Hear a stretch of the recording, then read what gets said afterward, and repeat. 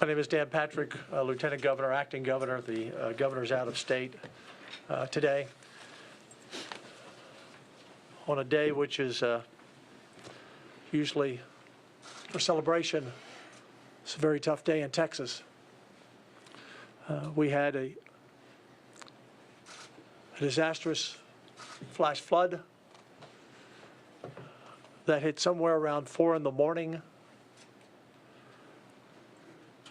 The rain came down 12 inches or more per hour. Within 45 minutes, the Guadalupe River, and many people watching or listening know that they have, maybe in the past, when they were younger, or taking their kids or grandkids down, you've tubed down the Guadalupe. That river rose 26 feet in 45 minutes. It was a dry bed. It had been dry. There wasn't a lot to absorb it. It went down the rocks, and it was a destructive flood, taking property and, sadly, lives. I know that there are anxious parents watching, wanting information. We have the best rescue teams and response teams in the world in emergencies. Currently, we have 14 helicopters in the air. I've been receiving calls on my personal cell from people who know someone or have someone that was in one of these summer camps. We do not need anyone showing up with a drone. We do not need any more personal helicopters. I know it's been offered. We do not need more additional air assets. We have 14 choppers in the air. It gets dangerous even with that many flying. So I know some of you have said, oh, we can be there, we can help. We do not need any more helicopters or drones flying in the area. We have 14 choppers, as I said, 12 drones, 9 rescue teams, swimmers in the water, rescuing adults and children out of trees. We have 400 to 500 people on the ground from all of our various units, and Freeman Martin, our Director of DPS, can talk about the various units who are there. For the parents who are waiting, particularly that had children in Camp Mystic. Camp Mystic is a camp that has over 750 kids. Right now, there are 20-some that aren't accounted for. That does not mean they've been lost. They could be in a tree. They could be out of communication. We're praying for all of those missing to be found alive. We're doing everything we can to get in there. We have the game wardens. You were the colonel of the game wardens, Pete, walking in by foot, driving, dropping in the water, whatever we can do to find everyone we can. That camp is divided into 2 banks. For those of you, parents who have children at Camp Mystic, this is a notice they sent out. They know all of the names of the parents, all the email addresses, all the phone calls, all the cell numbers so they can make the calls. Their following message: we have sustained catastrophic level of flooding. We have no power, water, or Wi-Fi. All Cypress Lake campers are accounted for. So if your child was in Cypress Lake, that camp is divided into certain areas. All Cypress Lake campers are accounted for. All campers on Senior Hill are accounted for. If your daughter is not accounted for, you have been notified from the camp. If you have not been personally contacted, then your daughter has been accounted for. I want to repeat that. And this is not from the state, not from the government. This is from the camp director on the ground. If you have not been personally contacted, then your daughter is accounted for. Instead of telling 700 or 800 parents your daughter is accounted for, they're calling those parents with the news that their daughter is not accounted for yet. They're working with the search and rescue with the state, obviously, and I know I've had parents. I have 8 grandchildren. I know if it was one of my children and I would be tempted to want to drive there from Houston as well. But we're asking people to stay away from the areas. There's flooding in many roads that are impassable, major roads, minor roads. And once we're able to get some of those roads clear, when the rain stops, then we have 10 buses ready to go in and pick up the kids, and we'll find a point and announce it at that time where you can be reunited with your child and hug them hard, because you know they're frightened. But again, out of the over 700, we have the number of about 23 not accounted for. Yesterday, Jay Hall, who is Region Director 6, personally contacted the judges and the mayors in that area and notified them all of potential flooding. This storm, we had an area bracketed from San Angelo to Waco, down to San Antonio, Kerrville, all the areas. Not exactly sure where it would land. Some forecasts started coming together late, showing where it might land. But yesterday morning, the message was sent. It is up to the local counties and mayors under the law to evacuate if they feel a need. But that information was passed along. Because we were unsure of where the storm might land, Nim Kid, who is on the ground there, I'm heading to Kerrville after this, and I will join out there at the emergency center. We started moving assets in various areas, not knowing where it would be, but in various areas on Friday, so that in the event, wherever the storm hit and wherever the flooding occurred, if it was flooding, that we would be on the ground as close as we could be, as fast as we could be. This is an area that has lots of camps, thousands of children throughout those camps, especially in the summertime on the 4th of July weekend. The main area that we have heard from so far is the Camp Mystic area. We have not had reports from other camps at this point of a loss, but that does not mean there has not been. We just have not had any report. There have been confirmed deaths. That number changes, and the one thing I've learned in this position over many disasters that Governor Abbott or I have had to cover, the first news is always not the correct news. And you always pray for it being better. But I'm not going to give exact numbers, but we don't have exact numbers, but somewhere between 6 and 10 bodies have been found, some in cars that were washed down upstream that came down into the area. Some are adults, some are children. Again, we don't know where those bodies came from, and was it from a camp? Was it from one of the many homes that are all along the Guadalupe River? We just obviously don't know that at this time. I want to turn it over to our Director, Freeman Martin, to talk about our response from DPS and the other agencies. Governor, thank you. This is it's a tragic event. It's going to be a mass casualty event. We know that. We prepared. We moved resources into the area. This is a Texas response. This is not DPS. This is the Texas Military Department, Texas Department of Public Management. We have Parks and Wildlife. We have every local agency in the area. We're working hand in hand with the Kerr County Sheriff, the San Antonio Police Department, really the San Antonio region. There were many, many cities and law enforcement agencies and first responders self-deployed. So we have plenty of resources on the ground. Lieutenant Governor mentioned over 500 boots on the ground. Texas DPS alone, we have over 100 troopers, agents, and rangers on the ground. We have 7 helicopters. We're supported by 5 TMD helicopters and 2 Parks and Wildlife helicopters. We have planned for shifts. We're going to work throughout the night. So when we started this at 4 o'clock in the morning, we've been working this all day. We've got a B shift and a C shift that are going to come in and relief, so there won't be a gap in the search and rescue operations.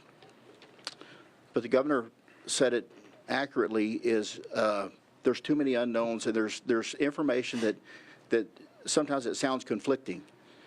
You have a report that there's 20 people missing from one camp, and then you have a report that everybody's accounted for. where there's 2 camps that are split with the same name. So we don't want to get in front of that. It's taken some time to get in there. With all the resources we have, as bad as the storm was this morning, our helicopters had a hard time getting in.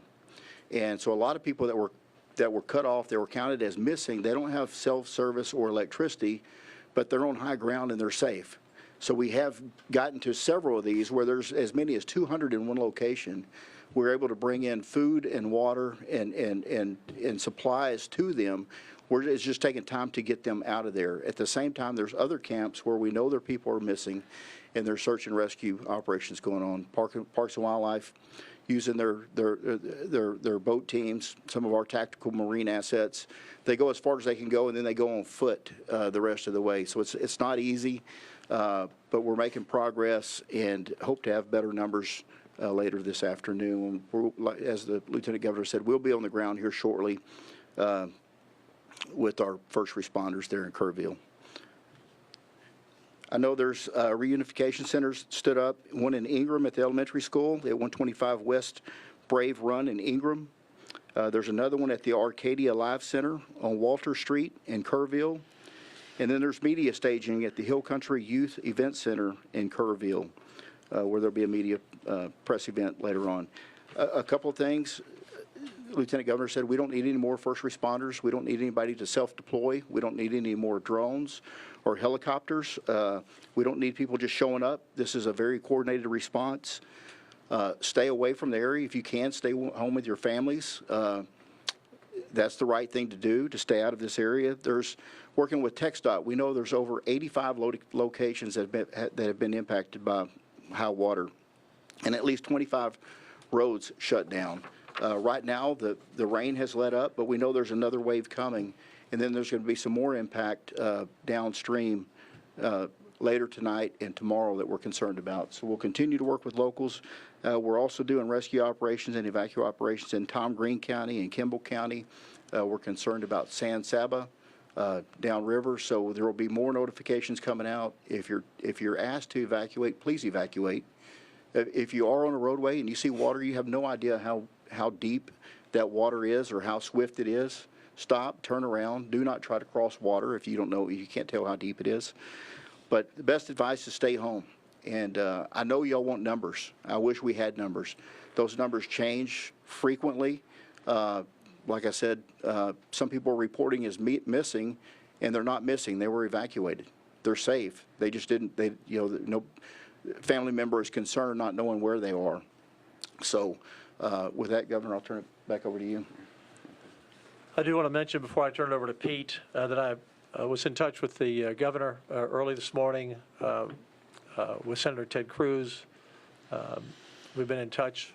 I've tried to reach out to the sheriff, or not tried, reached out to the sheriff and the county judge in Kerr County, and understandably, they're busy, not answering their phone. They're getting a lot of calls from a lot of people, but that's why we're going down there. But we are in touch between our departments. We are in touch with them. We've had multiple calls from the White House today. I've talked to several people at the White House. The president has sent the message, whatever we need, we will have. We are sending in the Army Corps of Engineers. It's one of the requests we made to look at the dam at Canyon Lake to make sure that dam holds. I just had a meeting with them before I came out here. I said, is the dam safe? And they said, it is safe, sir. I said, safe tomorrow? It is safe, sir. I said, well, if anything changes on that, you call me on speed dial immediately. But right now, the Army Corps believes that dam will hold and is safe as we sit here today. We're also expecting more rain and potential flash flooding to the Waco area, San Antonio, Austin overnight. That would not be, that would be localized flooding where, as the director said, you don't want to be driving in deep water. We could have heavy rain in those areas. But even in the Kerrville area, even if it's not a heavy rain, just a few inches of rain is going to only make the situation worse. Let me turn it over to Senator Pete Flores, who represents that area, along with House Member West Verdell, who reached out to me earlier today. I know he's from Brady. I don't know if he's waterlocked or not, because some of those roads are cut off, but we appreciate him reaching out. Senator Flores. Thank you, Governor. Thank you for allowing me to be here, and thank you all for being here. And the first comment I make is prayers for our affected Texans, and to make sure that that they come out of this event with their lives. And for the first responders that are out there, especially the local ones who were there first, we want to always recognize that they mostly voluntarily step up for their fellow citizens, and are the first ones there and the last ones to leave. My role is to work with the governor and work with the state agencies to make sure that our affected areas get what they need. And thank God we are in Texas, because Texas is well prepared to do this. And my previous life was as a game warden, so as a colonel game warden, so I've responded to many of these emergencies over the years, and hurricanes, and know what's happening and what's fixing to happen. It's basically we're in the search and rescue part. That's what's most important, and for all of us to remember is that this first 24 to 48 hours is search and rescue, and saving as many lives as we can, and recovering as much of our fellow Texans that we can. So as we do that, we thank you very much for your support of our first responders and that are out in the field at this moment as we speak, and we will continue to move forward to ensure that the most successful outcome that we can possibly do happens. And again, thank God we're in Texas, because that makes it more probable. A website, disaster.texas.gov, for those watching if you want to keep up with reports, disaster.texas.gov. Before I open up for questions, I want the parents out there who are watching who are unsure because they're just unsure. But the parents who got calls from Camp Mystic where they said your daughter is not accountable at this point, or not accounted for at this point, I want all of you to know we will do everything humanly possible 24/7, looking at every tree, turning over every rock, whatever it takes, if your child is one of those truly missing and not just out of touch, to find your daughter. We will do everything humanly possible to find your daughter or son. And we say daughter because Camp Mystic is a girls' camp, and that's where we've had a number unaccounted for. 20-some was the last count before I came out, and again, that could change while we were sitting here. Make no mistake, we will do everything possible. The 500 people that are in the field are looking for your daughter. Questions? Governor, you talked about how fast this raid came and how fast Yes. the channel filled up. Do you know if they got any lead time at all out on site, and were people able to get out of there before the rains hit? So the weather forecasts were all over the map, from a few inches to possible flooding. And I had my first contact, I believe the governor left the state Tuesday or Wednesday. I'm not exactly sure, but I had a contact on Wednesday of potential heavy rain, potential weather, somewhere in a very large area of Texas. And so that was the first contact. And then on yesterday, I guess it was Thursday, there was a 10 o'clock weather call, and that call goes out every day at 10 o'clock, and judges and mayors are invited to be on the call. That's AM, right? 10 a.m., yes, sir. And so that call was put out. And then just to double down, again, I mentioned Jay Hall, the region director. He went out personally and made sure everyone on the local officials were aware there could be flooding. And it could have gone somewhere else. The storm could have moved 20 miles somewhere else. But everything was done to give them a heads up that you could have heavy rain, and we're not exactly sure where it's going to land. Obviously, as it got dark last night, we got into the wee morning of the hours. That's when the storm started to zero in. Another question? Lieutenant Governor, do you anticipate or do you know if there will be any sort of curfew put into place? I don't. That would be up to the local officials. I don't think that's going to be an issue. I don't think people are roaming around out there. The water's pretty high. Yes. Another question? Can you give us a timeline on when the deployment first happened, that you were describing earlier? Was it last night? The first calls we got into TDEM and Nim Kid, who would normally be here, he's on site there in Kerrville. He drove there earlier this morning. They had pre-positioned equipment and people in the event it would be close to somewhere it landed. You know, they may have to move 10 or 15 miles, but they had already pre-positioned, not knowing if it was going to be a light rain, a medium rain, or heavy rain. But there were surely multiple forecasts. And this morning, it's my understanding, Director, that at 4 a.m. we started getting the first calls and response calls. Is that correct? That's correct. We actually started moving resources a couple of days ago, and for us, it's a holiday weekend, so there are no days off for troopers, agents, and rangers. Law enforcement, we work the holidays, but starting 2 days ago, we started moving aircraft and strategically placing some boat teams with Parks and Wildlife in coordination with TDEM. And so, but the thing is, we didn't know Menard, Kerrville, San Antonio. You know, so we stage them in the San Antonio area for the most part. But Well, thank you very much for coming. We will update you as we have more information. Again, disaster.texas.gov. You know, we always say in these situations, you know, thoughts and prayers. I'm asking the people of Texas, do some serious praying this afternoon, on your knees kind of praying, that we find these young girls and that they're only unaccounted for because they're somewhere that we don't know yet, but that they're alive and safe, and we will find them. If they're alive and safe, we will find them and bring them home to you. So please pray for these families tonight and this afternoon. Thank you all very much. Are you leaving now to go to the? Yes, sir.